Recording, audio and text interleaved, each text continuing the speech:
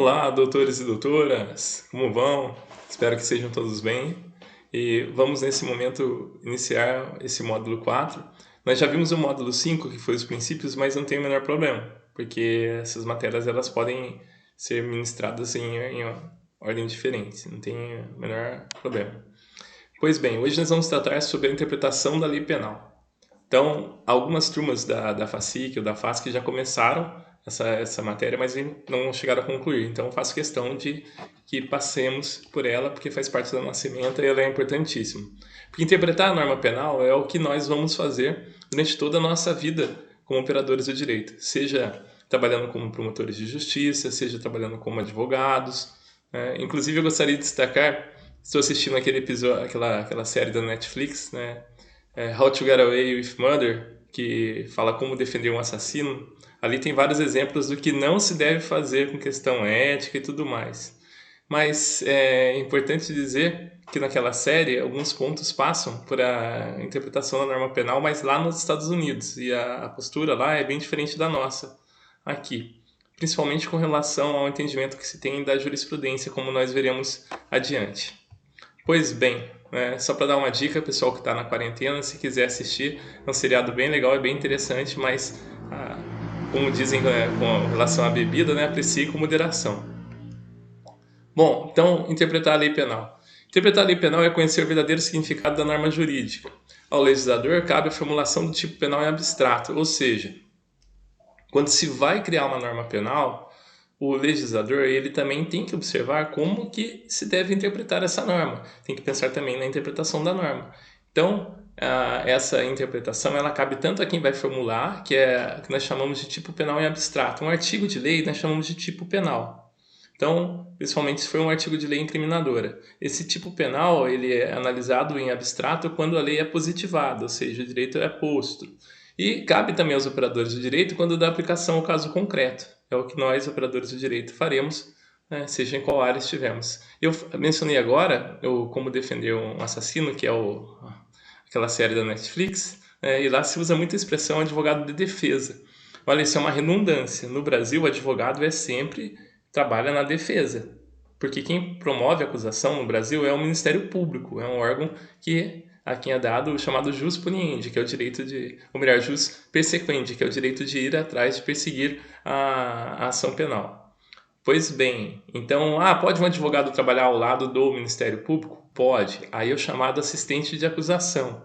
E ele é contratado pela família da vítima ou pela própria vítima para ser um assistente do Ministério Público, que é o titular da ação penal. Isso vamos ter como regra. Existem algumas exceções, mas vamos deixar isso para o futuro. Pois bem, as espécies de interpretação. Vamos dividir, por exemplo, quanto ao sujeito, como informa Mirabete, ou quanto às fontes, segundo Paulo José da Costa Júnior. Eu gosto sempre de colocar as várias versões para a gente saber diferenciar entre um autor e outro, mas entender sempre da mesma forma. Então, quanto à espécie de interpretação, nós temos a interpretação quanto ao sujeito ou às fontes autêntica, jurisprudencial e doutrinária. A autêntica é aquela que deriva da própria lei. Ela é, por isso, de cunho obrigatório. Como, por exemplo, nós vamos ver as definições de funcionário público, definição de reincidência. Quem vai nos fornecer? É a própria lei. Só vamos poder considerar, então, como funcionário público para fins penais, aquelas pessoas que se enquadram na previsão contida no artigo 327 do Código Penal. Assim como vamos ter a reincidência apenas nos termos do artigo 63. Então, falar sobre funcionário público, falar sobre reincidência é seguir o que está previsto nos artigos 327 e 63 do Código Penal. Fazemos assim, então, a chamada interpretação autêntica. Não dá para sair dessa fonte. A doutrinária, ela traz na origem dos estudiosos, nas obras provenientes dos estudiosos do direito, que nós chamamos de doutrinadores. Então, um livro de direito eu chamo de doutrina. Perdão, eu chamo de doutrina os livros de direito. Então, veja, nós temos que seguir, primeiro momento, a lei.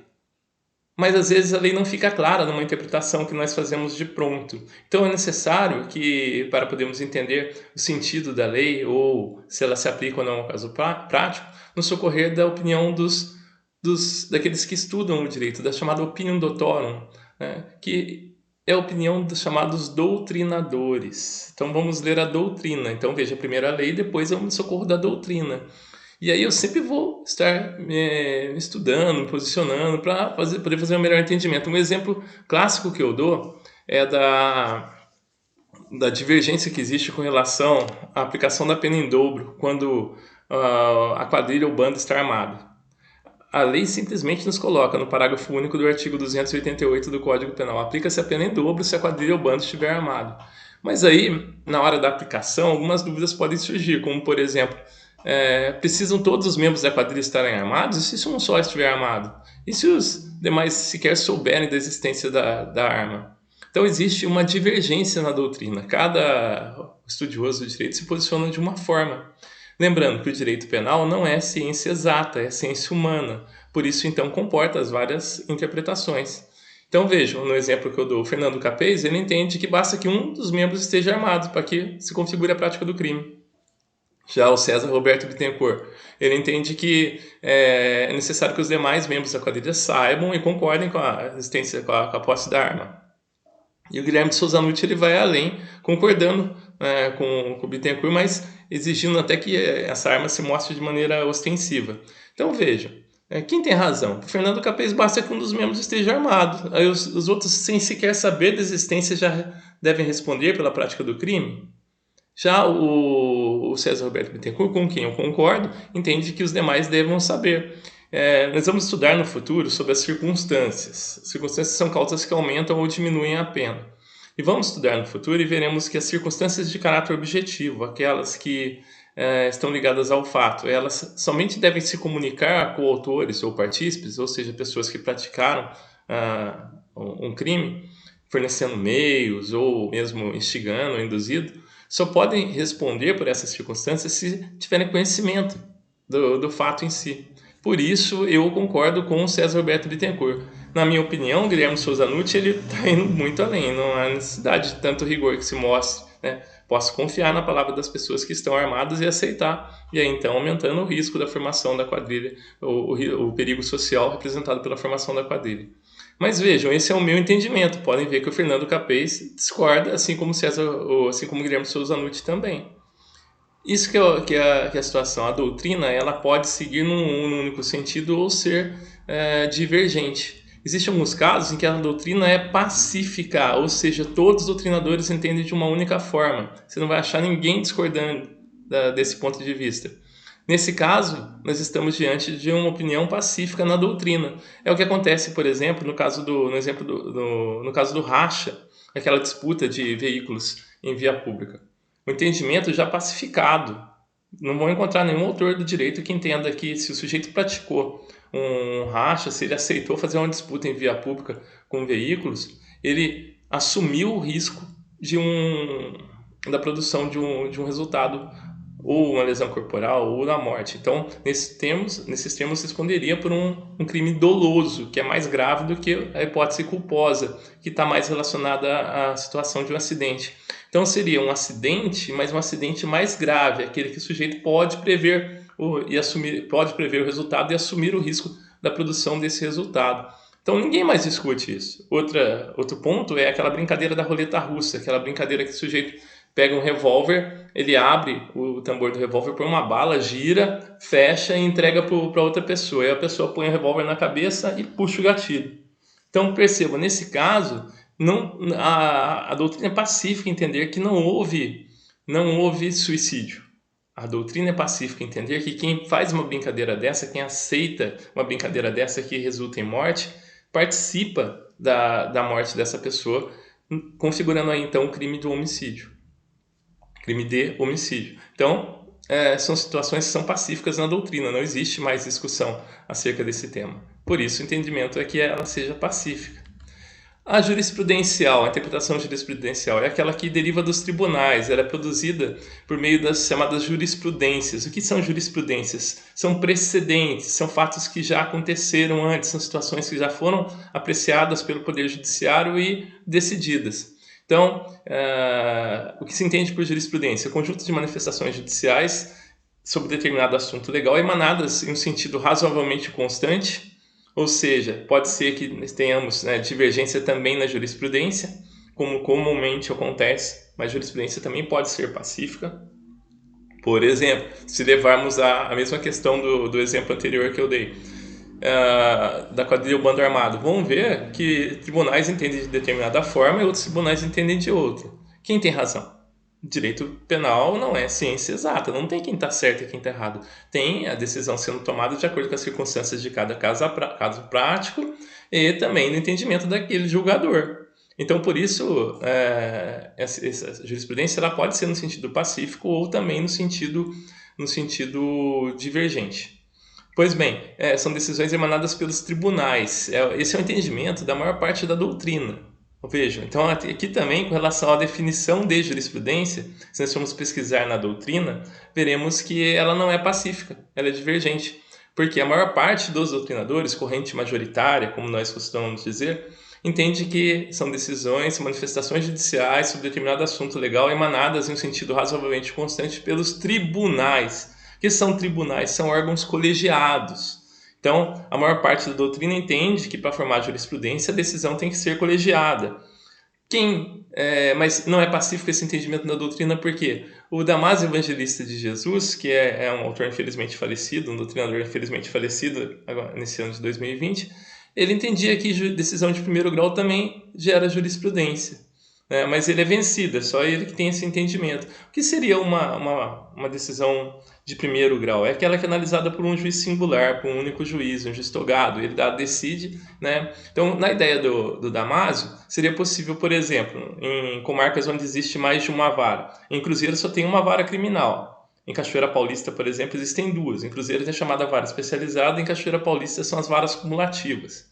Então, nós temos 2 juízes em Cachoeira. Qual que seria a ideia, então? Seria que segundo o Damásio, que se eu tiver algumas decisões em casos parecidos, casos semelhantes, decididas pelo juiz da primeira vara num determinado sentido, e essa questão estivesse sendo analisada pelo juiz da segunda vara em um outro processo, o advogado poderia, ou assim como o promotor também poderia, apresentar decisões do juiz da primeira vara para ajudar no convencimento do juiz da segunda vara. Porque o que a jurisprudência e a doutrina fazem? Elas auxiliam o juiz no seu convencimento, elas auxiliam o juiz na interpretação da norma penal. Nesse sentido, o que nós teríamos então? Veja que coisa interessante. Será mesmo que a decisão de um juiz que trabalha no gabinete aqui ao lado do meu, vamos considerar que eu seja juiz, será que vai me obrigar a decidir de acordo com o que ele está decidindo aqui? Será mesmo? Então, percebam, há uma discussão sobre o tema. Eu entendo que não. Qual que é o efeito, então, de se submeter a um tribunal superior a trazer a decisão, a jurisprudência como sendo válida, aquela que vem de um órgão colegiado? A ideia é que, no caso de recurso, quem vai julgar o recurso da decisão emanada pelo juiz de primeiro grau são os desembargadores dos tribunais. Então, isso ofereceria ao juiz um certo respaldo. Ele ia pensar, poxa vida, vamos falar agora em termos bem assim didáticos. Poxa, será que eu devo decidir do jeito que eu acho mesmo? Porque vai subir essa decisão para o tribunal, ele pode reformar, vai modificar minha sentença. Será que é isso mesmo que eu concordo? Será que é isso mesmo que é o certo? E pode motivá-lo a fazer o quê? Então, a decidir de acordo com as decisões que vêm sendo seguidas no tribunal, que vai diretamente analisar o recurso. E aí nós sabemos que existem os tribunais estaduais, os tribunais federais e os tribunais superiores. Nós temos o STJ, que é o Superior Tribunal de Justiça, que analisa a matéria ordinária, de legislação ordinária, ou seja, se a discussão está sobre o Código Penal, o Código de Processo Penal. E temos o STF, que é o Supremo Tribunal Federal. O Supremo Tribunal Federal, nossa mais alta corte, ela só analisa a matéria de cunho constitucional, ou seja, se a lei, no caso prático, está contrariando em sua aplicação o entendimento que está previsto na Constituição. Vejam, o que é importante deixar bem claro para vocês. A jurisprudência, ela é uma espécie de interpretação que, em regra, presta atenção nisso, em regra, ela não obriga o juiz a decidir de acordo com o entendimento ali colocado. Em regra, não. Apenas por exceção. Como seria essa exceção? Seria quando se tratar de uma súmula vinculante. O que é a súmula vinculante? A súmula vinculante ela é editada pelo Supremo Tribunal Federal. Depois vocês com calma observem aí o que está previsto na emenda constitucional número 45, de 8 de dezembro de 2004, que inseriu o artigo 103A no Código Penal, ou perdão, na Constituição Federal. Então, o que acontece no caso da súmula vinculante? Ela é exceção. A súmula vinculante obriga o juiz de primeiro grau a decidir. Já a jurisprudência com relação a qualquer outro tribunal, ela não obriga o juiz. O juiz não está obrigado. Então, olha que interessante. Então, se o juiz entender que o entendimento dele é diferente daquele do Tribunal Superior, ele pode manter. E, inclusive, esse é um assunto muito interessante. Eu vou dar agora só para a gente concluir isso daqui, antes de eu entrar no que é interessante no assunto. Aqui um exemplo da súmula vinculante número 11. Ela versa sobre o uso de algemas durante o julgamento. O uso de algemas durante o julgamento ele é possível apenas por exceção. O juiz tem que justificar a razão pela qual deve permanecer o réu algemado durante o julgamento. Eu já usei muito a súmula vinculante número 11. Hoje ela está até incorporada na lei, mas há um tempo atrás a gente sempre usava para garantir que o réu se apresentasse sem o uso de algemas, para não dar aquela aparência ruim para os jurados. O que acontece então nesse caso? Com relação ao descumprimento de uma súmula vinculante. Ela pode gerar para o juiz várias sanções. Sanções administrativas, ele vai responder perante o Conselho da Magistratura. Ele vai responder civil, vai ter que indenizar, vai responder criminalmente, pode responder por crime de abuso de autoridade. Então, veja, o não cumprimento da súmula vinculante, ela gera repercussão em várias esferas. Por isso, o juiz sempre segue. Juiz nenhum contraria a súmula vinculante. Também não é toda a matéria que vai para a súmula vinculante. O importante, então, da aula de hoje, para não ficar muito longo, é a gente ter certeza de que jurisprudência ela se aplica por exceção, como obrigação do juiz decidir um caso. A regra da jurisprudência é não obrigar o juiz, porque ela pode estar até mesmo em contrário. Eu, na minha carreira como advogado criminalista, eu sempre busquei muita jurisprudência, mas para quê? Para fundamentar meu entendimento sobre determinados pontos. E muitas vezes a jurisprudência que eu coloco é minoritária. O voto ali foi vencido em decisão de tribunal. Mas por que eu coloco? Porque não existe obrigação do juiz seguir a corrente majoritária. E direito não é ciência exata. Olha só que situação interessante. Lá no Supremo Tribunal Federal existem 11 ministros. Se 6 entenderam de um jeito e 5 entenderam do outro, significa que os 5 que entenderam de uma forma acertaram e os 5 que entenderam de outra forma erraram? Não, significa que a maioria está de acordo com os 6, não quer dizer que os 5 estão errados. Porque um juiz não vale mais que o outro. Eu me lembro muito bem, só para concluir esse vídeo, de um julgamento no Supremo Tribunal Federal em que a ministra Ellen Grace, perdão, não era a ministra Ellen Grace, era a ministra Carmen Lúcia.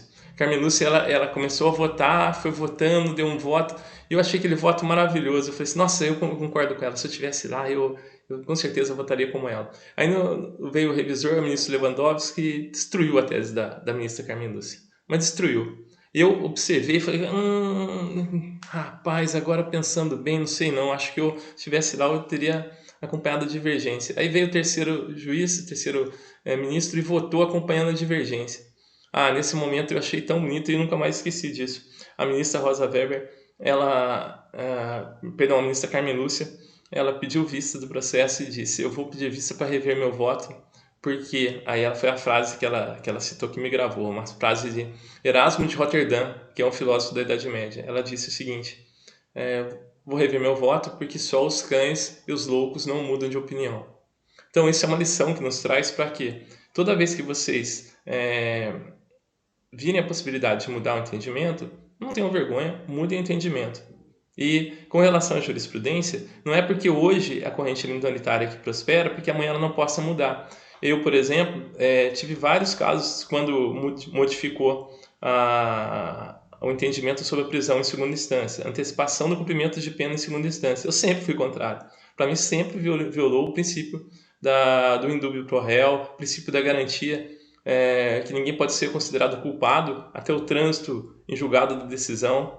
e inconcebível no Estado Democrático de Direito se aceitar o cumprimento antecipado da pena sem que ainda se possa dizer que o réu é culpado. Como é que eu vou aplicar a pena se eu ainda não sei dizer com certeza que o sujeito é culpado? E nós sabemos que isso foi modificado por várias questões, inclusive de cunho político, mas enfim, quando começou esse entendimento no Supremo, todos os meus clientes que tinham condenação em segundo grau, eu recorri dessas decisões, né? E com qual era a minha fé? Que um dia o Supremo revisse, e o quanto antes esse posicionamento, que era completamente inconstitucional. E foi o que aconteceu. Não demorou nada, demorou um certo tempo, não demorou nada para a gente que está do lado de fora, mas para quem está preso demorou muito, né? E o Supremo mudou.